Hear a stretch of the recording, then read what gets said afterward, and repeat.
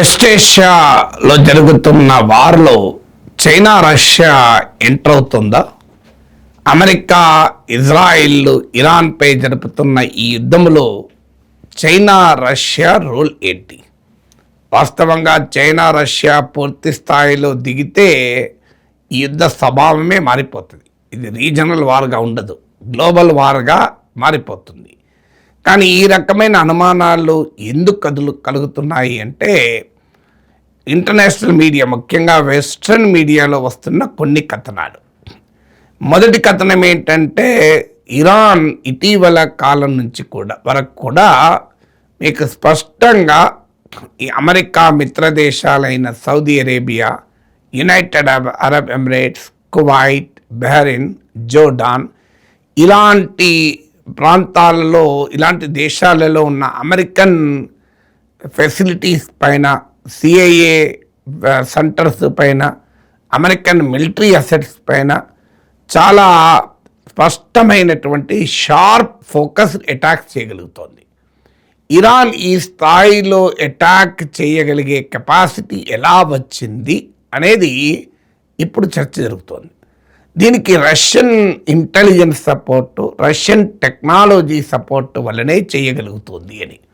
Even Ukrainian president Zelensky కూడా Russia ఇరాన్కి intelligence inputs ఇస్తోంది, దానివల్లనే ఇరాన్ అమెరికా ఫెసిలిటీస్ పైన టార్గెటెడ్ అటాక్ చేయగలుగుతోంది గల్ఫ్ దేశాలంటూ వ్యాఖ్యానించారు. అయితే జెలెన్స్కీ చేస్తున్న వ్యాఖ్యల్ని మనము పించ్ ఆఫ్ సాల్ట్ కాదు, లారీ లోడ్ ఆఫ్ సాల్ట్తో తీసుకోవాలి. ఎందుకంటే జెలెన్స్కీ వ్యూహం ఏముంటుంది అంటే అమెరికా దృష్టిలో రష్యా పట్ల వ్యతిరేకత పెంచాలి. రష్యా ఇరాన్కు సహకరిస్తోంది అంటే అమెరికాలో ట్రంప్కి ఇంకా వ్యతిరేకత పెరుగుతుంది, తనకు అనుకూలత పెరుగుతుంది అనే ఒక స్ట్రాటజీలో భాగంగా కూడా జెలెన్స్కీ ఈ రకమైన కామెంట్ చేయొచ్చు. కానీ వెస్ట్రన్ మీడియాలో కూడా ఇలాంటి కథనాలు వస్తున్నాయి. అంతేకాకుండా ఇరాన్ డ్రోన్స్ సక్సెస్ఫుల్గా అమెరికన్ మిలిటరీ అసెట్స్ని అటాక్ చేయగలుగుతుంది అంటే ఆ డ్రోన్ల తయారీలో రష్యన్ టెక్నాలజీ సపోర్ట్ కూడా ఉందా అంటే రష్యా అందించినటువంటి యాంటీ జామర్ టెక్నాలజీస్ను ఉపయోగించి ఈ వీటిని డ్రోన్లను ఇరాన్ ప్రయోగిస్తుందా అనే అనుమానాలకు కూడా వెస్ట్రన్ మీడియా వ్యక్తం చేస్తుంది. ఈలోగా చైనా ఇరాన్కు షోల్డర్ ఫైర్డ్ మిసైల్స్ అంటే ఒక మనిషి చాలా తన చేతి నుంచే ఆ మిసైల్ ప్రయోగించవచ్చు. ముఖ్యంగా లో ఆల్టిట్యూడ్, తక్కువ ఎత్తులో ఉండేటువంటి ఆబ్జెక్ట్స్ని అటాక్ చేయొచ్చు. అది హెలికాప్టర్స్ కావచ్చు, ఎయిర్క్రాఫ్ట్స్ కావచ్చు. మీకు భూమి నుంచి 2 to 4 kilometres, even up to 6 kilometres వరకు ఉన్న వాటిని కూడా ఫైర్ చేయొచ్చు. అది కూడా 2 to 4 కిలోమీటర్ రేంజ్లో ఫైర్ చేయొచ్చని. చైనా మేడ్ 400 సచ్ మిసైల్స్కు, ఇలాంటి మిసైల్స్ను ఇరాన్కు సప్లై చేయడానికి హాంకాంగ్కు చెందిన ఒక కంపెనీ మీడియేషన్తో ఇరాన్ చైనాల మధ్య ఒప్పందం కుదిరింది అని. వీటిని ఇరాన్ ప్రత్యేకంగా తన మిలిటరీ ఇన్స్టలేషన్స్ వద్ద, అలాగే కీలకమైన ఆయిల్ ఇన్ఫ్రాస్ట్రక్చర్ వద్ద ఈ రకమైన మిసైల్స్ను మోహరించి ఏదైనా అటాక్ చేస్తానికి వస్తే వాటిని ఫైర్ చేయాలి అని. సో చైనా ఈ మిసైల్స్ను అందజేస్తుంది అనేది వెస్ట్రన్ మీడియాలో వస్తున్న కథనాలు. సో ఈ కథనాలు నిజమే అనుకున్నా కూడా పూర్తి స్థాయిలో చైనా రష్యా వెస్ట్ ఏషియా వార్లు ఎంటర్ అయినట్టుగా భావించలేము. మీకు ఆ మాటకొస్తే అమెరికా మీకు పెద్ద ఎత్తున యుక్రెయిన్కు అన్ని రకాల సప్లై చేస్తుంది. కానీ ఇప్పటికీ కూడా అమెరికా రష్యా యుక్రెయిన్ స్కైస్ పైన ప్రత్యక్షంగా ఘర్షణకు దిగలేదు. ఈవెన్ ఉక్రెయిన్ ప్రెసిడెంట్ జెలెన్స్కీ చాలా కాలంగా అమెరికాను కోరుతున్నది అదే, మీరు మాకు నాటో మెంబర్షిప్ ఇవ్వండి అంటే ఇవ్వటానికి అమెరికా సిద్ధంగా లేదు. మెంబర్స్కి ఇచ్చేటువంటి మిలిటరీ సహకారం ఇవ్వండి అన్నా కూడా అమెరికా అంగీకరించలేదు. అమెరికన్ సోల్జర్స్ను ఉక్రెయిన్ సాయిల్ పైన, గడ్డ పైన పెట్టండి అంటే అమెరికా అంగీకరించలేదు. చివరకు ఉక్రెయినియన్ స్కైస్ను నో ఫ్లై జోన్గా ప్రకటించమంటే కూడా అమెరికా అంగీకరించలేదు.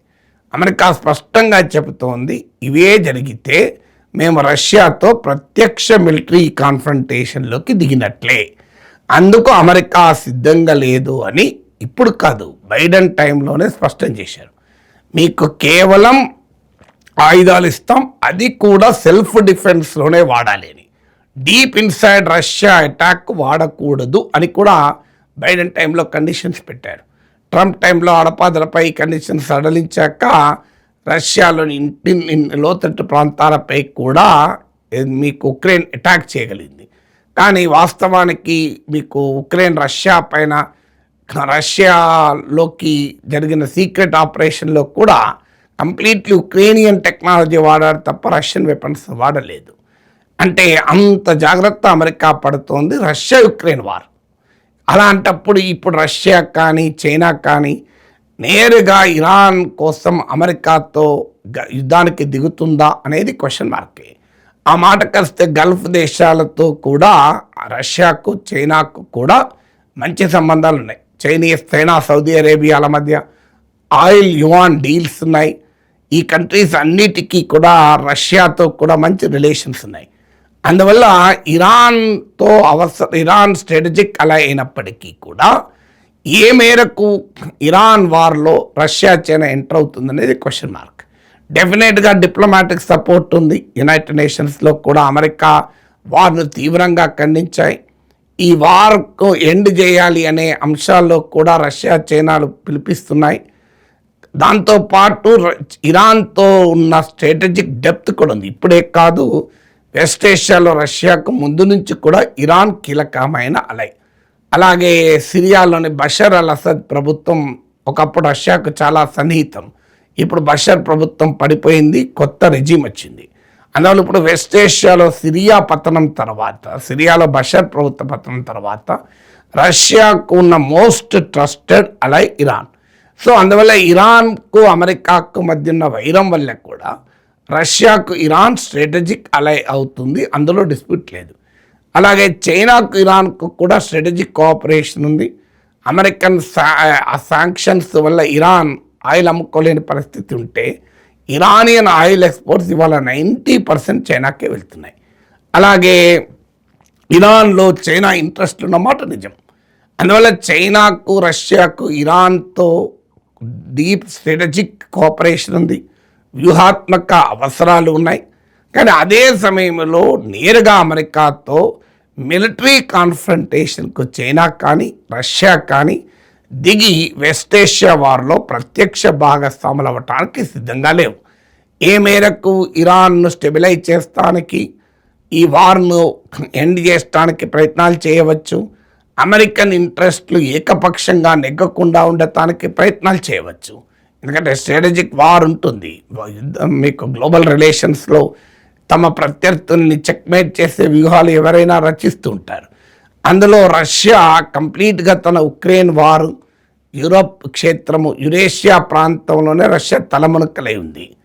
మీకు రష్యాకు ఇరాన్కు రిలేషన్స్ ఉన్నమాట నిజం. ఇప్పుడు ఈవెన్ ఇరాన్ డ్రోన్లు రష్యా ఉక్రెయిన్పై కూడా వాడుతోంది. ఉక్రెయిన్ పైన రష్యా యుద్ధంలో ఇరానియన్ మేడ్ డ్రోన్స్ చాలా కీలక పాత్ర పోషిస్తున్నాయి. ఇరాన్ కాస్పియన్ సీ మీదుగా రష్యాకి మిలిటరీ సప్లై చేస్తోంది. ఇటీవల కూడా ఒక షిప్ అయిన ఉక్రెయిన్ దాడి చేసింది. దాంట్లో డ్రోన్స్ రష్యాకు వెళ్తున్నాయని. అఫ్కోర్స్ దాన్ని ఇరాన్ ఖండించింది. అది మిలిటరీ సప్లైస్ తీసుకెళ్తున్నది కానే కాదు. ఆ మాటకొస్తే ఇరాన్ నుంచి రష్యాకు వెళ్ళడం లేదు, రష్యా నుంచి ఇరాన్కు ఐరన్ సప్లై అవుతుందని ఇరాన్ వాదన. ఏదైనా ఉక్రెయిన్ ఇరాన్ షిప్ పైన మొదటిసారి అటాక్ చేసింది.